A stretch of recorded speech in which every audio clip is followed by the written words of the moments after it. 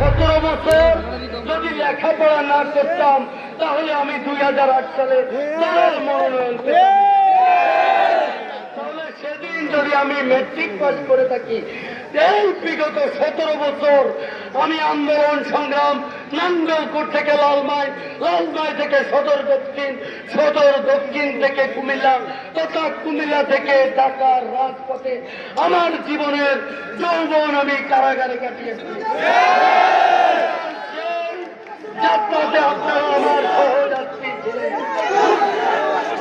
আমি এই প্রিয় দলকে 1 মিনিটের জন্য আমি ফাঁকি দেই নাই। আমি দলের সাথে কোনদিন মুনাফিকি করি নাই।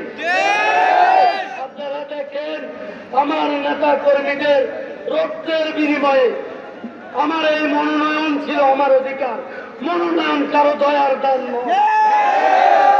সে অধিকার থেকে আমাকে বঞ্চিত করা হয়েছে, যার জন্য আপনারা আমার জন্য হাটে ঘাটে মাঠে বিগত 1.5 মাস আন্দোলন করেছেন।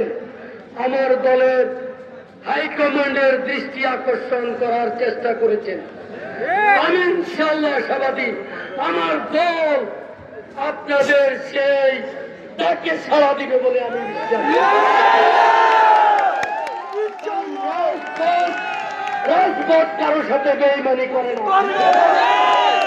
আমার দলের উচ্চতর কর্তৃপক্ষ এই মনোনয়ন নিয়ে ষড়যন্ত্র হয়েছে, এটা নাঙ্গলকোট লালমাই তথা সারা বাংলাদেশের আকাশ বাতাস সবাই জানে এই মনোনয়ন নিয়ে ষড়যন্ত্র হয়েছে।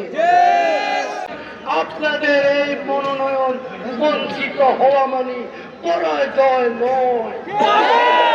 এবং যাকে প্রাথমিক মনোনয়ন দিয়েছে সেই মনোনয়ন কিন্তু বিজয়ী নয়।